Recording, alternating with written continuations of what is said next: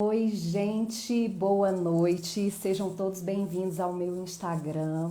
Vamos entrando à live. Meu nome é Flávia Milhomem e hoje eu vou fazer junto com a Cíntia Hoffman, uma psicóloga que me foi apresentada por uma amiga muito querida. Oi, Wallace, seja bem-vindo. Oi, Leila. Gente, vamos entrando. A live, o tema da live, deixa eu colocar aqui. Oi, Cíntia, ela já está aqui. Deixa eu só colocar aqui o tema da live, as emoções e o peso. Então, deixa eu postar aqui, isso. Eu vou convidar a Cíntia para entrar comigo agora. Seja bem-vinda, Lázara. Deixa eu ver aqui. Convidar, sim. Convite, Cíntia. A gente vai fazer uma live, uma conversa. Entrei pontualmente para a gente aproveitar ao máximo o tempo aqui com a Cíntia. Deixa eu ver, não consigo. Oi, oi, Cíntia. Noite. Agora sim. Olá, agora sim. Tudo bem, Cíntia? Muito Tudo e obrigada com por ter você? aceitado. Muito obrigada por ter aceitado o convite. Nós duas temos uma agenda meio complicada para lives, né? Já tem um tempo que a gente combinou de fazer, o tema já estava definido, só faltava uma data, né? Mas muito obrigada. Eu queria que você se apresentasse para as pessoas que estão aqui com a gente, né? Porque apesar foi feito no meu Instagram, então eu queria que você se apresentasse. Claro.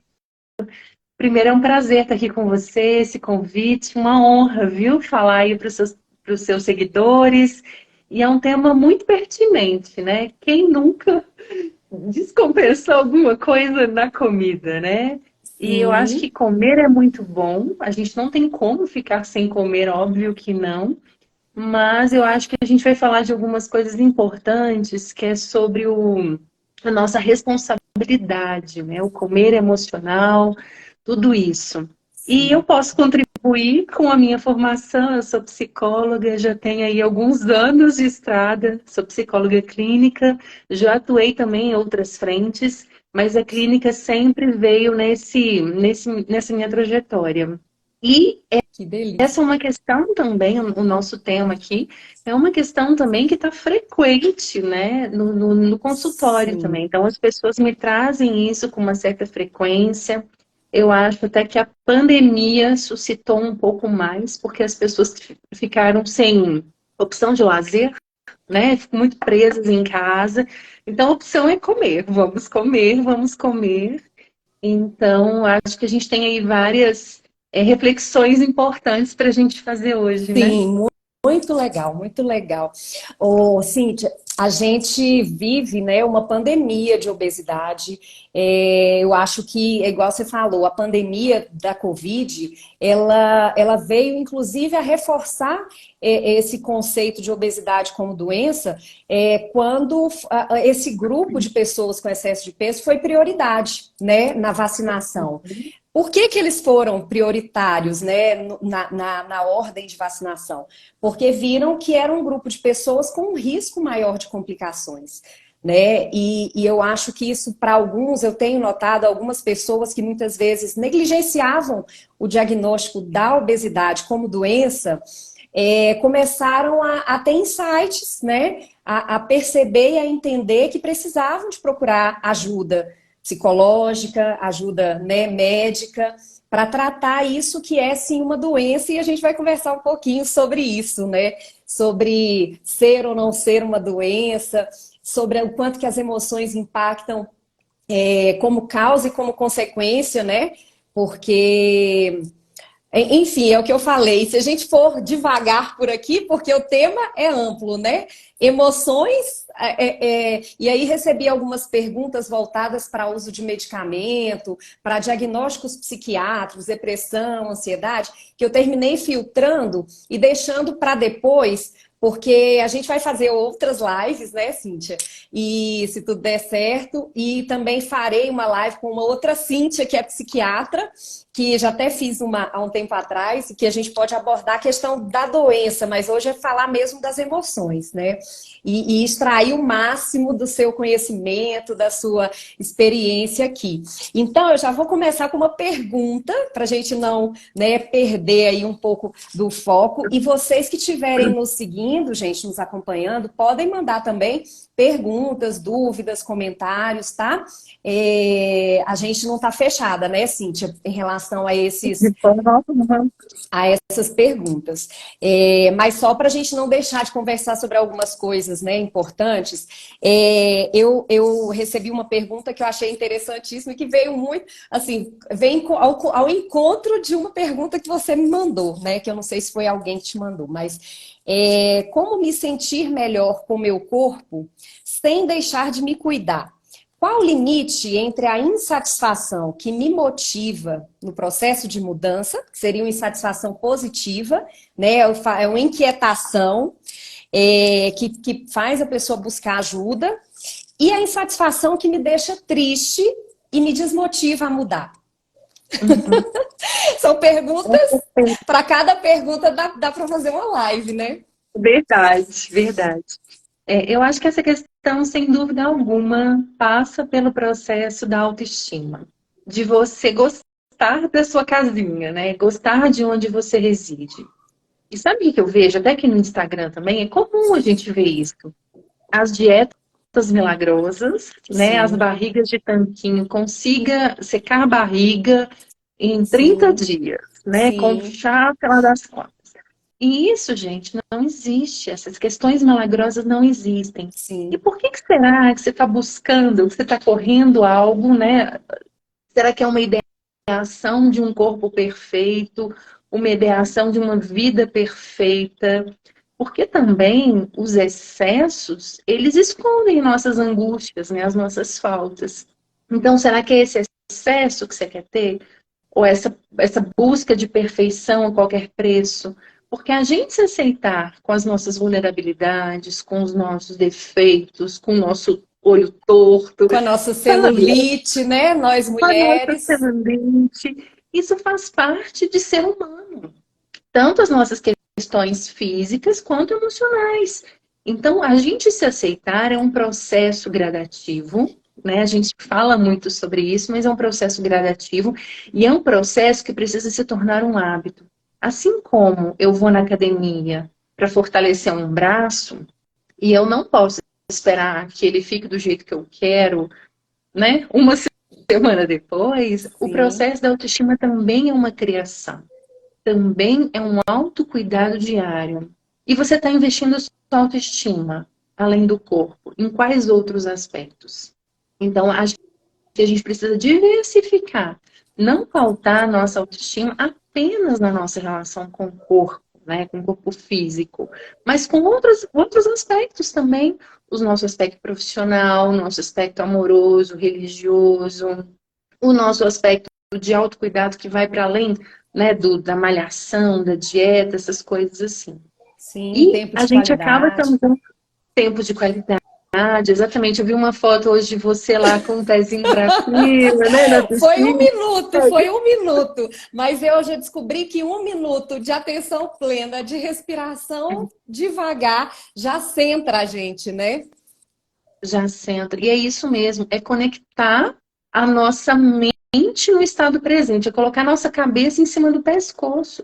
Porque a gente às vezes fica ou ancorado no passado, se remoendo por um monte de coisas, ou projetando mil problemas no futuro, e acaba não experimentando as emoções, as percepções e as sensações do momento mesmo, né? E aí nessa Sim, correria e eu acho que também essa diversificação das fontes de prazer, assim como a gente diversifica as fontes de autocuidado, né, da autoestima, mas também as fontes de prazer. Quais são sim. as suas fontes de prazer? Ou as coisas estão sendo um martírio, né? Sim, é o que eu converso, né? Eu recebo muitos pacientes perguntando, mas qual que é o melhor exercício físico, por exemplo, né? Eu sempre falo, o melhor exercício é aquele que te dê prazer, que não vai ser um peso a mais na sua vida, não vai ser mais uma obrigação, né? Muitas vezes é difícil, às vezes a pessoa ela não teve uma experiência positiva com nenhum, e muitas vezes ela se sente, especialmente quando ela está acima do peso, ela se sente inibido de se expor, né? De ir a uma academia, de ir a um lugar com mais pessoas. Vários pacientes falam, né? Ah, mas eu vou chegar lá, as pessoas vão me olhar. Então, assim, eu falo que quanto mais a pessoa precisa de estar naquele ambiente, né?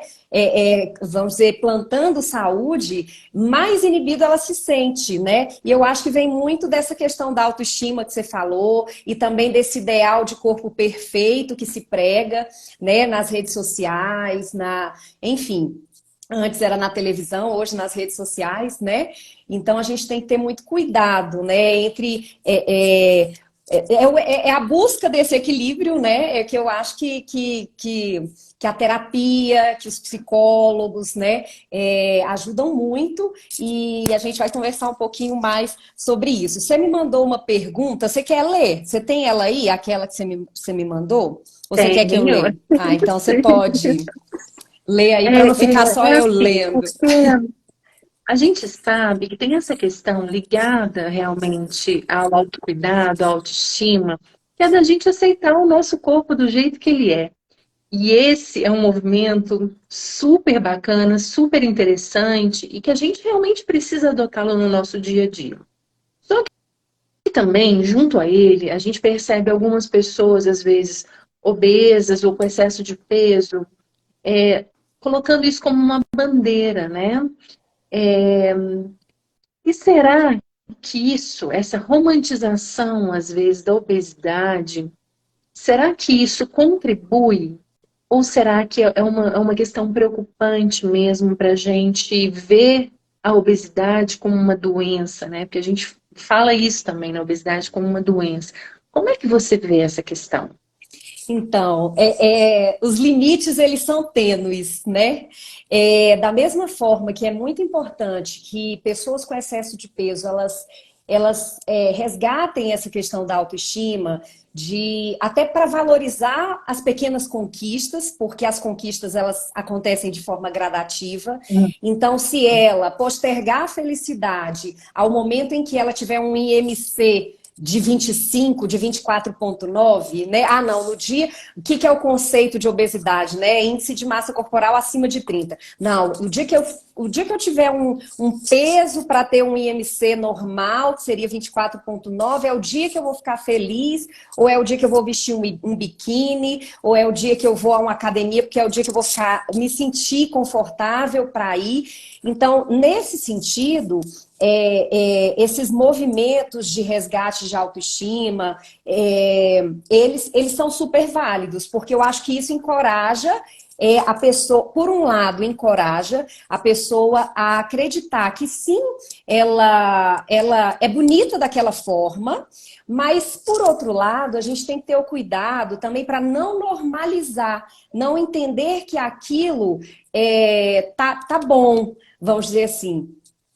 A pessoa ela precisa entender que mesmo que ela tenha, eu já ouvi alguns, especialmente homens, né? A gente vê de forma, até por essa pressão social da mulher estar em forma, da mulher estar com peso adequado, muitas vezes eu recebo pacientes, homens, né? Trazidos pela mulher, ou pela mãe, ou pelo filho, e na realidade eles não estão insatisfeitos com seus corpos, né?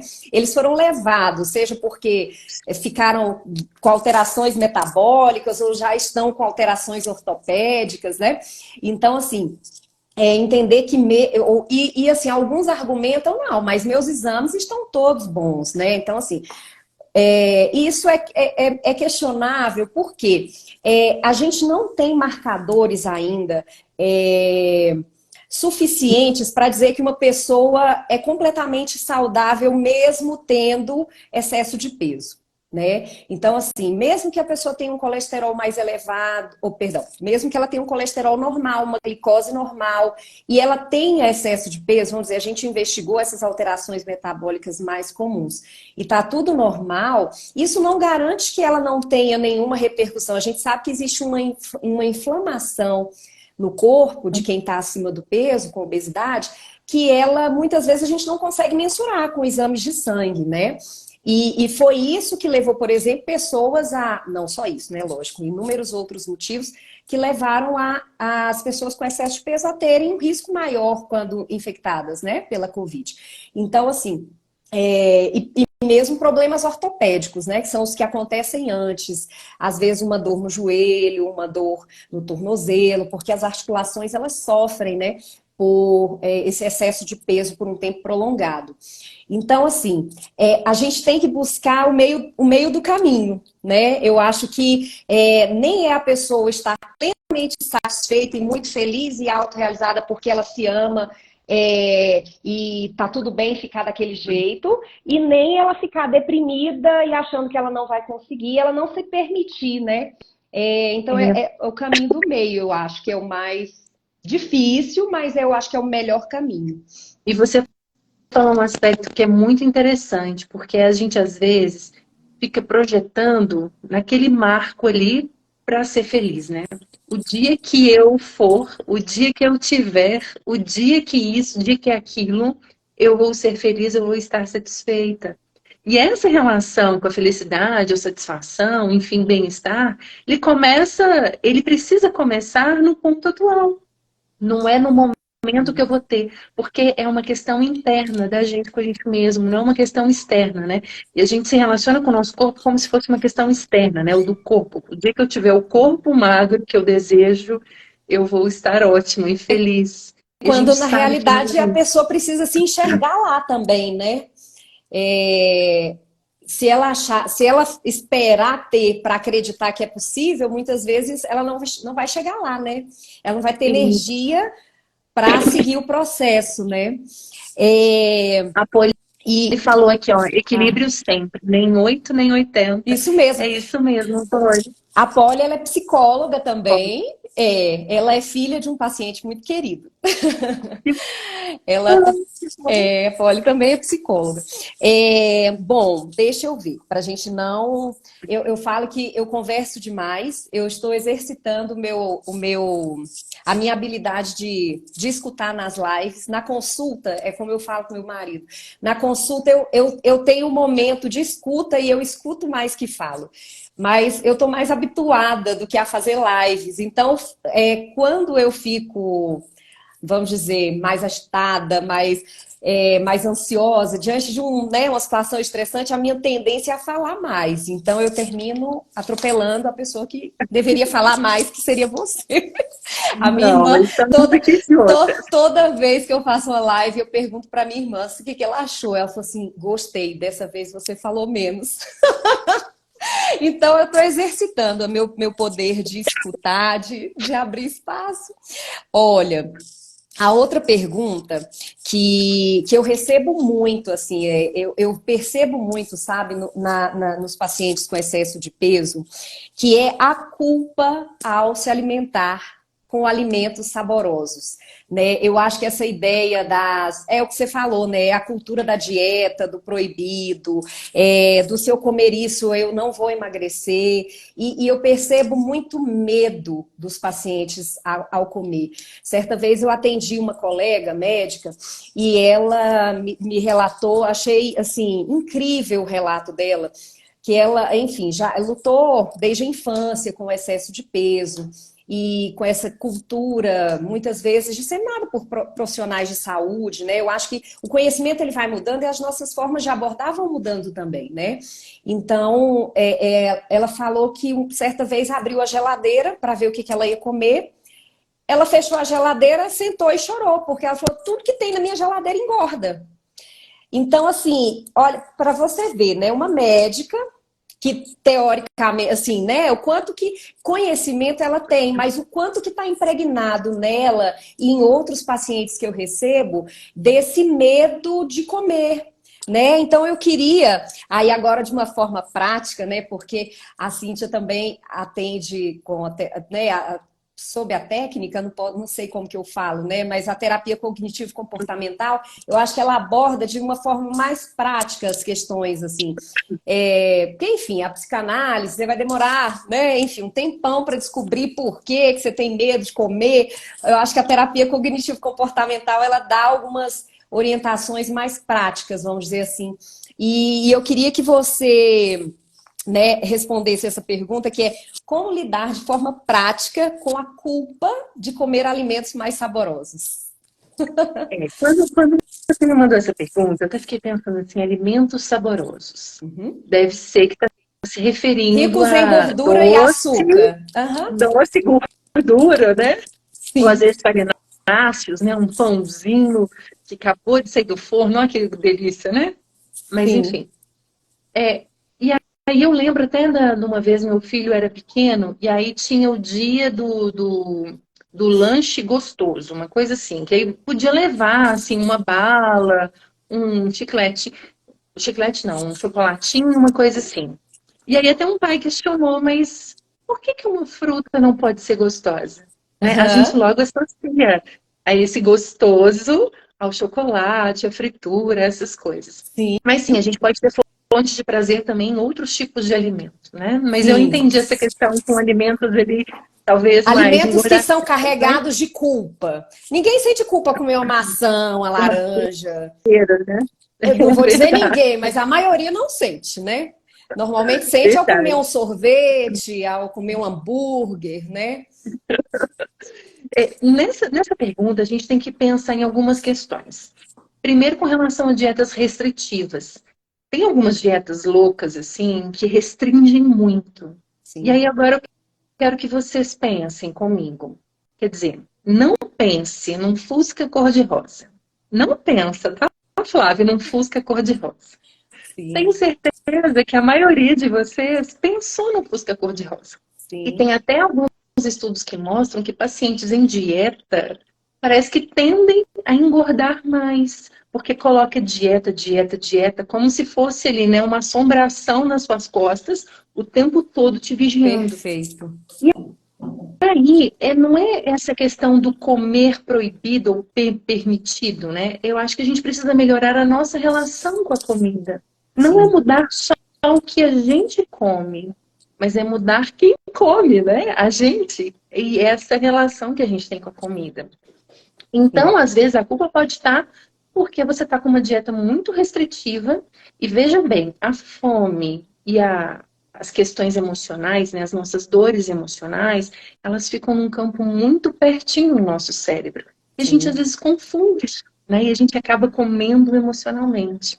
Porque sim, a comida tem um lugar de afeto, é gostoso, né? Às vezes nos acalenta, várias coisas. Bem, mas sim. então, a gente tem que saber também que a vergonha e a culpa, elas são emoções que podem ter um impacto negativo maior na nossa dieta. O que que significa isso? A gente pode acabar se tornando um ciclo vicioso. Eu tenho culpa, eu estou numa dieta, né? Às vezes restritiva, enfim, mas aí eu como, ou como um pouquinho mais, ou como esse alimento gostoso aí, eu me sinto culpada. Aí sabe o que que eu faço? Ah, eu já enfiei o pé na jaca mesmo, Vou e aí eu descontrolar começo tudo. a descontrolar tudo. Então, essas dietas restritivas ainda, elas têm um poder E tá na dessa. moda, né? E tá na moda, né? As Tá na moda. pessoas. Quer dizer, E aí eu já acabo estão na fazendo moda há um esquecer. tempo, né? Eu acho que isso é um convite até à reflexão. Para nutricionistas, eu não sei se tem alguém aqui, né, no grupo que seja nutricionista, mas isso serve inclusive de reflexão, né? Existe uma linha de tratamento, de terapia nutricional, a nutrição comportamental, né? Não sei se você já inclusive, eu estou lendo um livro de nutrição, chama Nutrição Comportamental da USP, e que fala muito sobre isso, né? Sobre o quanto que a mentalidade das dietas, o quanto que isso dificulta a própria percepção, né? De saciação, de saciedade, do momento de comer, respeitando o seu relógio interno, né? E não o relógio cronológico, né? Tá na hora de comer. E você me falou, eu lembrei de uma paciente que está em tratamento comigo, usando medicamento, e que esse mês ela não teve um resultado tão adequado quanto a gente esperava, mas pontuando com ela, eu falei, mas você percebeu, ela está usando medicamento? Eu perguntei, você está usando, você percebeu redução do apetite? Ela sim,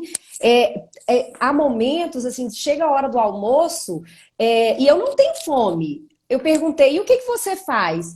Eu como, porque já me falaram que eu não posso ficar mais de 3 horas sem comer, porque não é saudável. Então eu vou, como um pouco de comida e vou e como doce, porque eu não posso ficar. Olha, para você ter ideia.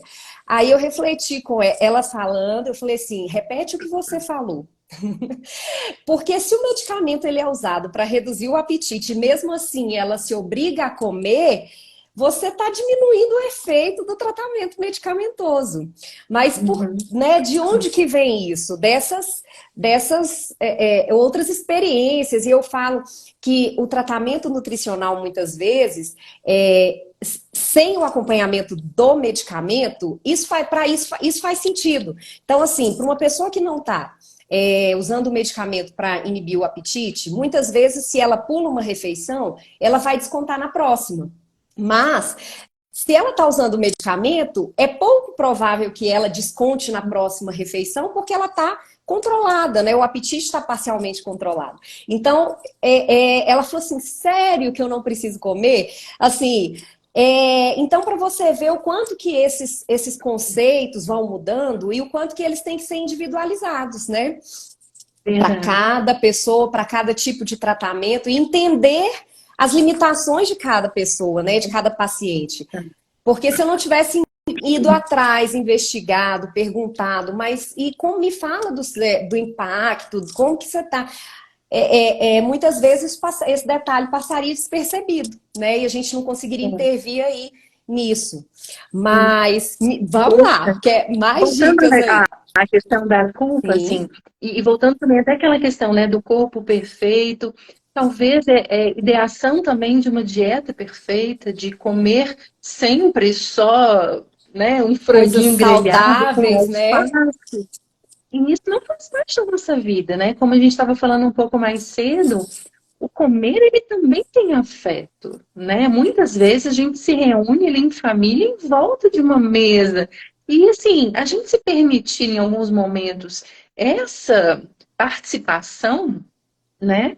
É E se a saudável, gente está né? se colocando culpa com isso, então, ou seja, uma coisa que eu gosto, mas também me coloco culpa, né? E muitas Então, vezes a pessoa mastiga menos. É o que eu falo. Eu sempre pergunto: quando você come o que mais te dá prazer, você come devagar? Quando essa culpa existe, o paciente ele tenta esconder dele mesmo. Então ele mastiga rápido, ele não se permite ter o prazer adequado naquele momento e ele tenta esconder dele mesmo. Então ele não se proporciona nem o prazer, ele não se permite, né? A culpa impede que a pessoa permita ter esse prazer. E aí ele termina, vira um ciclo vicioso, né? Ele come rápido, ele não tem o prazer, aí vem a culpa, da culpa vem a tristeza, enfim, as emoções todas aí, né? é, E olha só, Elizabeth, desculpa, depois vou te dar espaço para você falar. A Elizabeth colocou, eu quando fico preocupada, da Elizabeth. Beijo para você. minha tendência é comer. Se bobear, eu como até reboco da parede. Me sinto muito culpada, é a culpa, né? Preocupo muito com minha saúde e não com o padrão de beleza das redes sociais. Uhum. Essa Assim, preocupação com a saúde também, vamos dizer, importante, mas a gente tem que ter o cuidado com o excesso da preocupação também, né?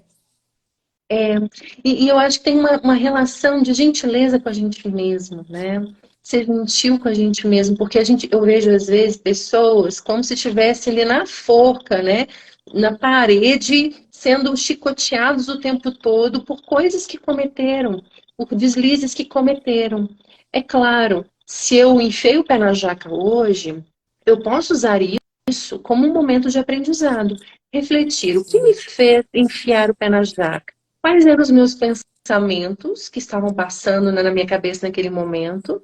Quais eram as minhas percepções emocionais mesmo, os meus sentimentos relacionados a isso, as emoções? E aí, o que que eu fiz? Enfiei o pé na jaca. Se eu consigo começar a perceber essa cadeia antes, eu busco comportamentos mais assertivos. Sim. Às vezes eu penso, né, igual eu falei assim, comi uma lasanha no jantar, uma lasanha inteira. Bem, eu já estou pensando que eu não dou conta de nada das coisas. Olha, tá vendo, Cíntia, como que você é burra? Como que você não consegue? Como que você... Todo mundo consegue, menos você. Tá vendo o chicote? Olha o Sim. chicote. E aí, o que eu faço? Ao invés de eu buscar um momento de reparação, de reajustamento, de reorganização, eu, né, entro naquele ciclo vicioso que a gente fala. Me Então, penalizo. entender isso, me penalizo. Veja que o comer é um sintoma, não é a causa em si. Às vezes eu como porque eu estou nervosa, eu como porque eu estou estressada, e o cortisol aumenta a nossa vontade de comer essas Sim, porcarias assim, né? sim, Então, são coisas também que acontecem no nosso corpo de forma hormonal. São sinais que ele está mandando. Então, a gente precisa entender também isso. Quando eu paro, de uma forma prática, né, sobre essa culpa, quando eu paro para pensar o que está acontecendo comigo, se eu estou comendo realmente por uma fome que eu tenho, ou se eu estou comendo por uma fome emocional, né? Alguma dor, alguma angústia, alguma tristeza, algo que eu não estou conseguindo lidar com isso. É importante eu parar para refletir, né? Para buscar realmente os comportamentos mais assertivos. Às vezes isso não aparece para a gente, para as pessoas, de uma forma tão clara. Por isso que o profissional, às vezes, é importante também acompanhar, né? O sim. psicólogo ou uma outra terapia, o médico. A gente divide Sim. entre o corpo e o mental, mas é uma coisa É, só. é uma É uma coisa pessoa, né, que está só. ali É uma precisando pessoa. da sua ajuda, né? Então, o mental reflete no nosso corpo e o corpo reflete no nosso mental. Isso é indissociável, não tem como. Então, às vezes, a gente está assim comendo emoção, né? Comendo coisas que a gente não dá conta de falar. E até alguns autores falam, né, que a gordura é meio uma proteção, é uma cortina Sim, de coisas que me angustiam e que eu não dou conta de falar, mas aí aparece, né? Como se fosse essa massa mesmo que me protege de coisas que são tão duras para mim, coisas que são tão pesadas e que eu não quero ver, né? Então vamos sim, comer. sim, sim. Então tem que ver o que aconteceu, né? Se você nessa questão de culpa mais uma vez, se foi um evento que você se permitiu comer um pouquinho mais e você ele tem uma culpa, ou se essa culpa está diariamente com você, né? O que está acontecendo? Às vezes pode também ser alguma desregulação também, né? De Sim. hormônio ou de vitamina, alguma coisa assim, né? Que leva a gente também. Sim, essa paciente falando que deu vontade de comer até reboco, eu lembrei de falta de ferro, né? Quando, quando as pessoas têm falta de ferro importante, elas têm vontade de comer essas coisas atípicas, né? A gente chama de pica isso. Mas, enfim, espero Como que é não que é o seja nome? o problema da Elizabeth. Chama pica. É uma fome de coisas, fome de reboco mesmo. A pessoa, antigamente, quando existiam as casas de reboco e as pessoas tinham anemia de forma muito mais frequente, né? Especialmente por verminose, que antigamente não se, né? Enfim, hoje a gente não vê verminose mais matando nenhuma criança, mas antigamente isso acontecia, né? Então a gente via muito anemia por falta de ferro, levando a essa perturbação no paladar e que a pessoa comia realmente era uma tentativa do organismo fazer a pessoa repor aquilo, né? Uhum. Então, quando eu li, eu lembrei. Enfim, só que coisas que a gente vai lembrando à medida que Ô, Flávia, vai uma outra conversando. dica que a gente vai Sim, lembrando, né? Uma outra dica com relação à culpa é porque as palavras, elas são cheias, né, de significado. sim, Então, de repente, trocar a culpa pela palavra responsabilidade, trocar esse termo. excelente. Então, de repente, eu não fui responsável, né, com a minha alimentação nessa noite, por exemplo. E o que eu posso aprender com isso? Para amanhã eu ser mais responsável com a minha alimentação, com aquele modo de vida que eu quero levar, né? Que eu quero Ô, ter. Ô, Cíntia, e ter o cuidado de identificar o perfil de cada pessoa, né, de cada paciente. Porque se por um lado tem uma pessoa que se vitimiza diante do processo, por outro lado, tem pessoas que, assim, elas tomam para si toda a responsabilidade pela obesidade, como se ela fosse a culpada, né? Uhum. Como se aquele excesso de peso, ele fosse vamos dizer assim, causado exclusivamente por ela. E a gente sabe que tem alterações. Existe predisposição genética, existem alterações que a gente chama epigenéticas. O que, que é isso? São alterações que acontecem dentro do útero da mãe. Perdão, alterações genéticas que acontecem no bebê quando ainda estão na barriga de suas mães, precipitadas por intercorrências. Então, assim, a mãe que ganhou muito peso durante a gestação, ela vai levar no filho a uma dificuldade maior de controlar o peso dele. Uhum. Entende?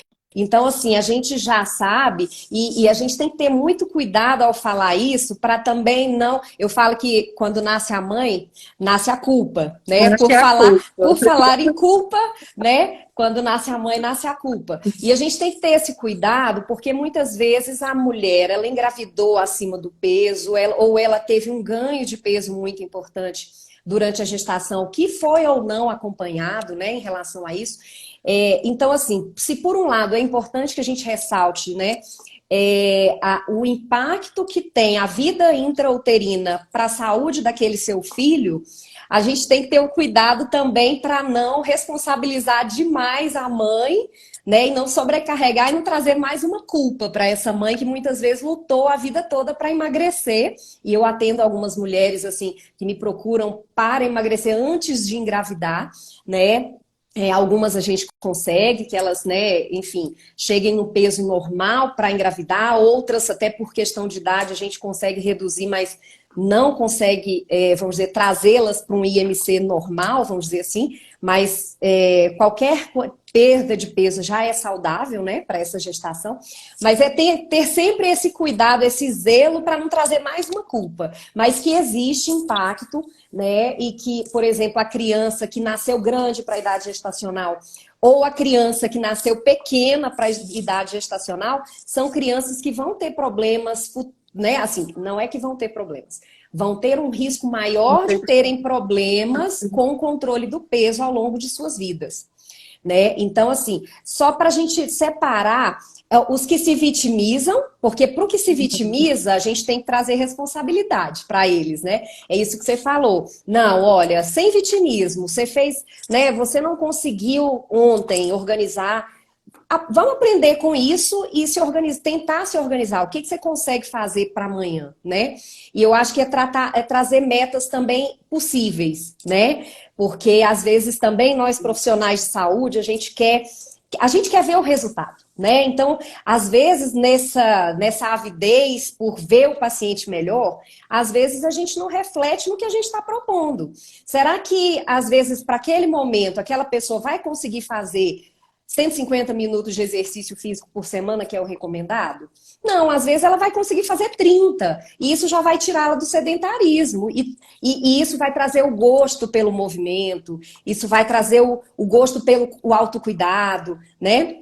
Então a gente tem. E aí, voltando lá, né? Então, assim, se por um lado tem pessoas que se vitimizam, e a gente precisa de trazer a responsabilidade, por outro lado, tem as que acham que a culpa é toda delas, né? Que assim, não, sou eu que não como direito, sou eu que não me exercito. Enfim, isso tudo contribui? Sim. Mas não é todo mundo que se alimenta mal e que não faz exercício que é obeso, né? Existem outros fatores. Então, é trazer a compaixão também, né?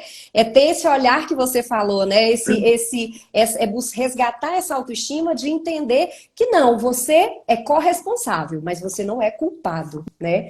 Então, essa sensibilidade para perceber o quem você tem que arrochar e quem você tem que dar uma relaxada é que a gente tem que buscar ter, né? A obesidade, assim, o excesso de peso, ela tem causas multifatoriais, né? E seria muito simplista da nossa parte falar que a emoção é a única delas. Claro que não. A emoção contribui de uma forma muito significativa e tem impacto na nossa vida como um todo, obviamente. Mas a obesidade é uma questão que precisa ser avaliada mesmo, né? E aí, Flávio, eu queria até te perguntar, assim, você falou do IMC, né? Aham. É, esse índice mesmo, eu posso colocar como parâmetro para saber se eu estou ou não estou dentro do meu peso normal? E como que o endocrinologista ele pode ajudar também nesse processo do controle de peso, né? Porque às vezes tem gente que também está muito magrinha ali, quer ganhar um pouquinho mais de massa. Como é que funciona isso? Sim. Então, o critério da Organização Mundial de Saúde para definir a obesidade é através do índice de massa corporal. Embora a gente saiba que é um critério falho. Por exemplo, pessoas muito musculosas, elas vão ter um índice de massa corporal mais alto e mesmo assim não serão obesas, né? Daí a gente precisar algumas vezes de lançar a mão de bioimpedância, densitometria de corpo inteiro, algumas outras formas de avaliar o percentual de gordura e não só o peso exatamente. Aconteceu há uns 2 anos atrás de eu ter que fazer um relatório para alguns pacientes que fizeram um concurso da polícia, e um dos critérios que a polícia exige é que não haja obesidade entre os seus candidatos. Não, é polícia ou bombeiros? Acho que bombeiros, agora não me recordo. Acho que dos bombeiros. Não podia ter obesidade, foi um concurso que teve. E eu atendi uns 2 ou 3 que eram musculosos. Mas o edital falava, não pode ter IMC acima de 30. Então, assim, esses pacientes eu fiz bioimpedância, que é uma avaliação da composição corporal, que mostrava que realmente não era gordura, era músculo. Então, assim, então a gente vê que esse critério é um critério que é falho para exceções, né? Então, então, assim, mas ele serve para a maioria, vamos dizer assim. E você falou, o IMC de normalidade, ele não é só para mais, né? Ele também é para menos. Então, para menos, o normal seria de 18 a 24,9, considerando que existem essas exceções que eu falei, né? Então, vão ter pessoas, por exemplo, com IMC baixo, mas com a musculatura adequada, né? Então, assim, são aqueles bem magros que muitas vezes querem ganhar músculo, aí vão ter, eu brinco que é mais fácil ajudar um paciente a emagrecer do que, né, um paciente obeso a emagrecer do que um magrinho a ganhar músculo. Então, o desafio é maior, porque essas pessoas mais magras, elas têm muito pouco apetite, no geral.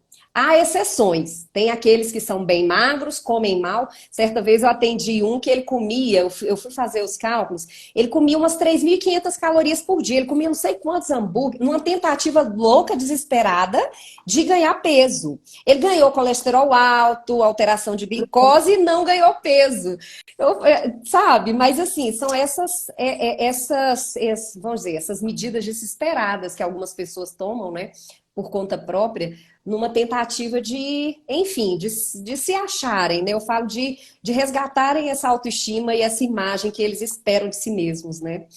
Mas o endocrinologista, eu falo que a gente funciona como um maestro nesse caso, né, do peso, porque o ideal é que a pessoa tenha um acompanhamento multiprofissional, né, que tenha um acompanhamento com o nutricionista, com o endócrino, com o psicólogo, com o educador físico. Então, assim, o mundo ideal, o mundo perfeito, seria esse da multiprofissionalidade, onde vamos dizer, todos os especialistas conseguissem dialogar sobre aquela pessoa, né? É um mundo ideal. Infelizmente, né, a gente não consegue por questões, muitas vezes de logística, muitas vezes de preconceitos, né?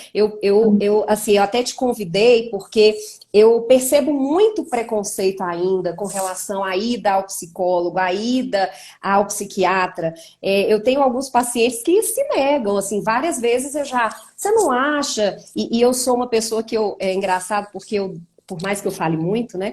Na consulta, o paciente se sente muito à vontade para se abrir. E então alguns falam, tá vendo? Eu já falo tudo que eu preciso falar para a psicóloga aqui para você.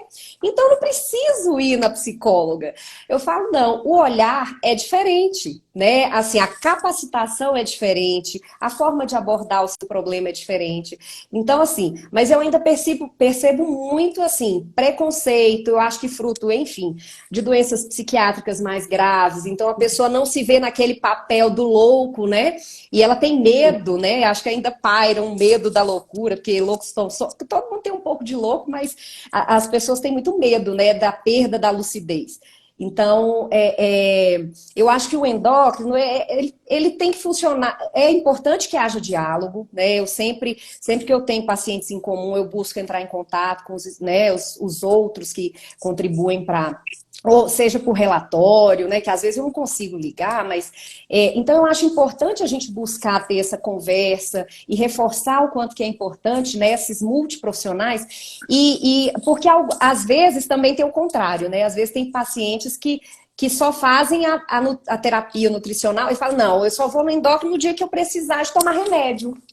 E associam também a ida ao endocrinologista no dia que ele precisa de usar medicamento. Né? E não, inclusive a gente tem que buscar não só investigar complicações que podem acontecer fruto, né, desse ganho de peso ou desse excesso de peso, mas também causas para esse ganho de peso, né? Causas metabólicas, hormonais, né? Que são raras, mas eu brinco que o raro acontece. E para o endocrinologista ele acontece mais, né? Então, eu acredito que seja assim, né? A gente tem que buscar ter esse ouvido atento, entender que a gente não vai dar conta de abordar tudo, dividir a responsabilidade com outros profissionais, com o psicólogo, com o nutricionista, porque as pessoas merecem, né? Eu brinco que, assim, se eu pudesse, tem uma listinha de um tanto de coisa que se eu pudesse, eu faria com muita Aqui, frequência. ó, sabe o que eu tenho aqui no consultório? Às vezes eu mostro para os pacientes, ó. Ah, Pera que eu tenho, ó. Pera lá, pera lá, pera lá. Olha, vai ser um gênio da lâmpada, hein? Vamos descarregar para registrar, né? Porque parece que é isso. É o gênio da lâmpada que a gente quer que as coisas se resolvam, né? sim. Então, assim, esse trabalho multiprofissional eu acho que é muito importante. E você me pergunta, eu recebi algumas perguntas a respeito de medicamento, tá? Você também recebeu, né? E a gente vai deixar, até para não delongar demais a live, para conversar sobre medicamentos num segundo momento.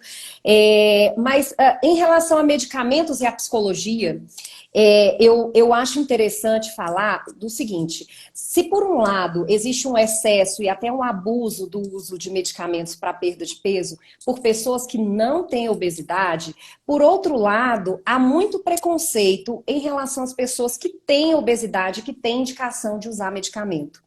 Então, assim, é a busca do equilíbrio em tudo que a gente tem que ter na vida, né? Porque, assim, é o que não precisa querendo usar e o que precisa com medo de usar, né? Mas esse medo tem um porquê, né? Os medicamentos que a gente dispunha anteriormente, eles não eram tão seguros, eles não eram tão eficazes. Então, eu acho que, historicamente, a gente veio de medicamentos, assim, muito pouco seguros e muito pouco eficazes, e isso trouxe muito medo, né, dessas pessoas. Mas eu percebo isso, sabe? Você percebe, assim, esse medo de usar medicamento ou não? Sim, no caso, né, às vezes precisa de encaminhar para o psiquiatra e tudo mais, e tem alguns pacientes realmente que têm medo de usar. Não sei se os medicamentos, né, são os mesmos, ou pelo menos alguns estão ali nessa interface, mas eu acho que tem muito medo pela dependência, por não conseguir largar mais o medicamento, o medicamento vai fazer que eu fique bobo, ou não vai me deixar dormir, ou vai me deixar acordar, depois eu tenho que tomar outro medicamento para dormir, Medo do né? efeito Tem vários rebote, né? Medo do efeito efeitos rebote, rebote. medo do efeito sanfona. Então, E, assim, trabalhar esses medos na terapia pode me ajudar na aderência, Aham. né? Mas é até um conhecimento também, porque é falta de conhecimento mesmo. Sim, Saber que os medicamentos, eles tiveram um avanço incrível em sim. vários aspectos. Sim, a gente precisa ter um cuidado, por isso que é remédio controlado, né? Esse acompanhamento médico é fundamental. Mas também a evolução medicamentosa é gigante de tempos atrás, né? Sim, Então, existem às vezes essas combinações, medicamentos cada vez com menos sintomas, com menos, com sintomatologia mesmo, né? Então, há várias coisas. E claro, né, o médico é a pessoa mais responsável mesmo para te indicar o melhor Escolha bem medicamento seu se for médico, o caso. né? Eu falo, escolha bem seu Exato. médico e confie nele, porque Confio. se você ficar pesquisando no Google, no YouTube, você É, vai ficar confuso, porque eu brinco que qualquer pessoa pode vestir uma roupa bonita, pôr uma maquiagem, fazer um vídeo e postar na rede social. Então, é, assim, você vai acreditar, você viu se essa pessoa tem uma formação adequada, e muitas vezes as pessoas não vão atrás de saber se é um médico de fato, se ele é um especialista que ele se diz de fato, se ele tem conhecimento de causa, né? Então, assim, a gente tem que ter muito cuidado, e para confiar, eu preciso primeiro escolher bem, né? Eu primeiro é, preciso pesquisar. Antes de exato. marcar, você vai marcar? Pesquisa. Pesquisa se é médico de fato, se é especialista de fato, qual que é a experiência que ele tem. Leia sobre relatos, experiências de outros pacientes, né? Porque senão a pessoa fica perdida, né? Diante de Exato. tanta informação sem ter o conhecimento para criticar a informação, né? Exato. Essa questão, eu acho que realmente cabe, né, numa outra live, são tantos os casos, às vezes, que nos chegam, mas é justamente isso, né? Porque às vezes a pessoa fala assim comigo, eu pergunto, né? Tô tomando algum medicamento, a pessoa fala, tô tomando há 10 anos o mesmo medicamento. Então, assim, é uma coisa realmente que precisa ser verificada, né? É, Com qual qualidade? E, assim, tem alguns medicamentos que sim, né? Que são de uso prolongado, mas tem alguns outros que não. Então, a gente precisa realmente ter esse acompanhamento. Não adianta. E aí, gente do interior, como atendo muita gente, né, online, uhum. às vezes da cidadezinha pequenininha, conhece o cara que trabalha na farmácia e pega lá o medicamento sem receita. Não Não, volta nunca mais, né? Se ele não precisa da precisa. receita, então ele não volta mais. É, exato. Ah, Então, Vanessa gente, linda, colocou. Eu então foi. confio na senhora, uma paciente aqui. Obrigada, viu, Vanessa? Eu sei. Vanessa é uma paciente que, inclusive, uma certa vez, eu lembro dessa frase dela. Ela falou assim: Eu gosto de você porque você não desiste de mim.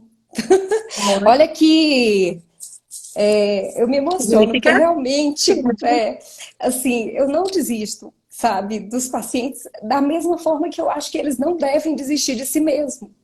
Sabe, assim, eu exato. realmente me emociono.